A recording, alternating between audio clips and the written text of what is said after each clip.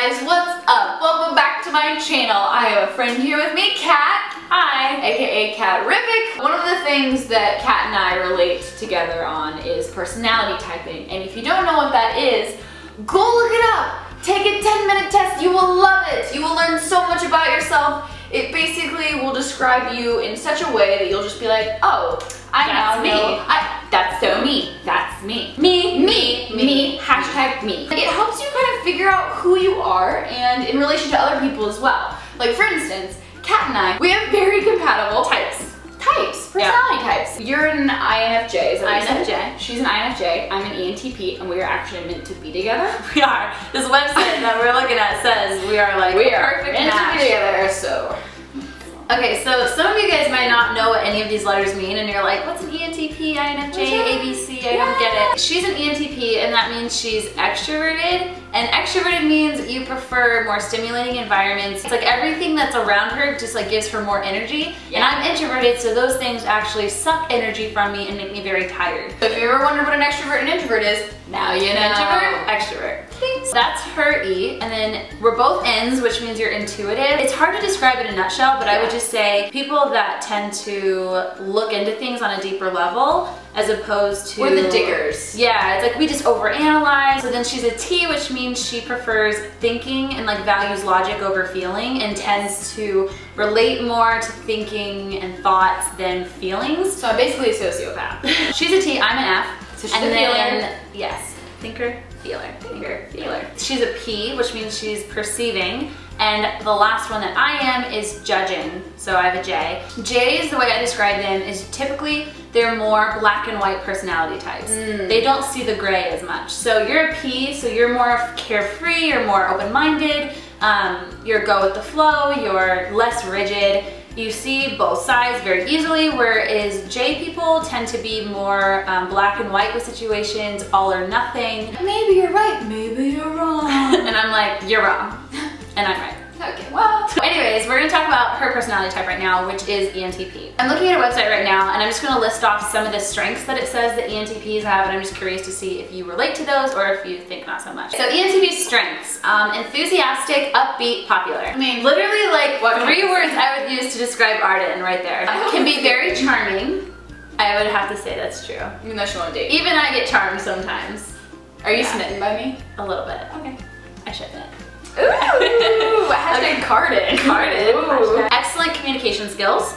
I would say pretty good at communicating. Yeah. Extremely interested in self-improvement and growth in their relationships. That's true. I'm always making like layers for myself. Like I'm like, nope, this isn't good enough. Like I'm always moving on to the next big thing. Laid back and flexible, usually easy to get along with. This is like so you, it's disgusting. You are a cookie cutter ENTP. Big idea people, always working on the grand scheme or idea as opposed to the small, minute details. I'm very bad at details. We'll get into my weaknesses, but most of them revolve around the fact that I cannot micromanage myself. At all. Usually good at making money, although not so good at managing it. That's the truest statement I've ever heard. Take their commitments and relationships very seriously. Able to move on with their lives after leaving a relationship. That one, we'll find out if that happens. We're gonna talk about that a little later. We'll talk about that later. ENTP weaknesses. Always excited by anything new and they may change partners frequently. That one was actually true of me in high school. Oh, okay. Like, I was one of those people where I was dating someone new like every month. Yeah. I just never, it's like I was waiting for something to stick, and then something did for 3 years. So I think it's like, I don't, and then until you find what you want. Until I find what I want, and then once I find it, I'm like, yep, this is mine, I like it, it's good. Do you change, like, do you get bored with environments at all? Like your room, or clothing, or the way you do your hair, stuff like that? I'm always doing new stuff. Big risk takers and big spenders, not usually good at managing money. That's true, I'm just cashing out. Y'all make an inhale, throw pennies at the strippers. The strippers? Wow. Oh, I don't know. When I do this, I kind of think about that. Yeah, I didn't think. In what other situation do you throw money on people, though? I was just thinking like wasting money. I don't know. Oh, like okay, yeah, no, definitely not strippers. I wasn't talking. No. They tend to abandon their relationships, which no longer offer opportunity for growth.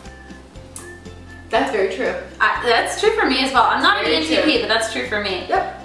It's like you only want people in your life there to make you grow. Yeah. To make you better. Exactly. And since I'm so like moving on to the next thing, moving on to the next thing, like if you're not gonna move on with me, get off the ride. Yep. You have to be this tall to ride this. No, you'd be like this tall to ride this ride. ENTPs as lovers. Ooh, I'm a fan. goals for their intimate relationships are similar to their other personal goals, improvement and growth. They constantly ask themselves questions as, how can the relationship be improved? Where is the relationship headed? Am I growing in this relationship? They are likely to enthusiastically embrace new ideas and projects for themselves and their mates, which they feel will propel them along their goal and growth to knowledge discovery. I'm like starting to think I'm an ENTP. Sexually, the ENTP is enthusiastic and interested in positive, constant growth for both partners. Yes! They're likely to be very attentive, involved, and questioning. They enjoy spontaneity rather than fixed schedules. That's very true. I mean, not sexually, but just in general. I would like to get your schedule so we can schedule intercourse. So we can bone. Thank you. Okay. Now down to the perfect match. Ooh, the perfect match for an ENTP is either INFJ, this kid, or an INTJ, which is also what I test as. So basically, if I were a boy, because you're straight, you would be totally interested in me. Dang it, Kat. So, have you ever, well, come on. Have you ever considered? So do you have a brother? INFJs and INTJs are very deep people. INTJs fall more towards like a sciencey like approach, like analytical, logical way of looking at life. And then INFJs are very like, they're kind of like old souls. They're very deep. They're very emotional in the sense that they have deep feelings. Ooh, I like that. I don't know. INFPs and INFJs are very good at like being understanding. Ooh, okay. So very understanding people. So you might not like get their feelings right away, but they're good at like working with you to like help you understand their feelings. I like that. That's what I need. Because fact of the day, people, I am single, if you did not know this. My ex-boyfriend was an INTJ. He was a T. He was a T, not enough. No feelings there. And there you go. Like she had an INTJ boyfriend for 3 years, and like the test says that like she should be a perfect match, but just because a test says something, it doesn't mean it's always true. Absolutely. So the real question that I want to ask is, who are my celebrity matches? Oh yes. If you pass these people, you should definitely hit them up. Okay. So the INFJs that you could date are Mel Gibson, Nicole Kidman, Jerry Seinfeld, down, Jamie Foxx, so down, Tom Selleck, okay, Mother Teresa. Oh my god, we would so get along. My parents would love her. Mother Rose, that would be your ship name. Mother Rose. Hashtag Mother Rose. INTJ ones, Emily Bronte.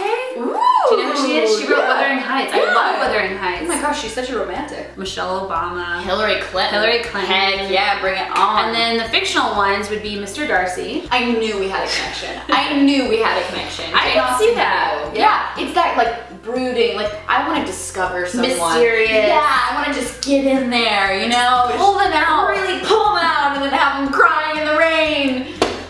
Yeah, I think that's it for, Hannibal from Silence of the Lambs. You know what? He's very calculating. He's very mysterious. I do, in fact, I did for a while. I loved researching serial killers. Me too.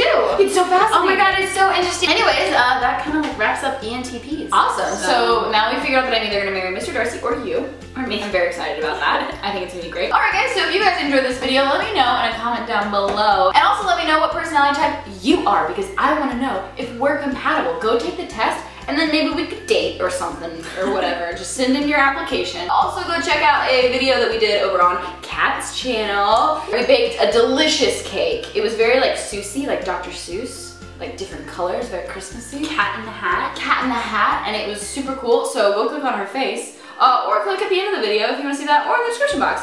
Other than that, give this video a big old thumbs up, subscribe, become a rosebud today. You can hang out in my garden whenever you want, and I will see you guys for the next video. Bye! Bye!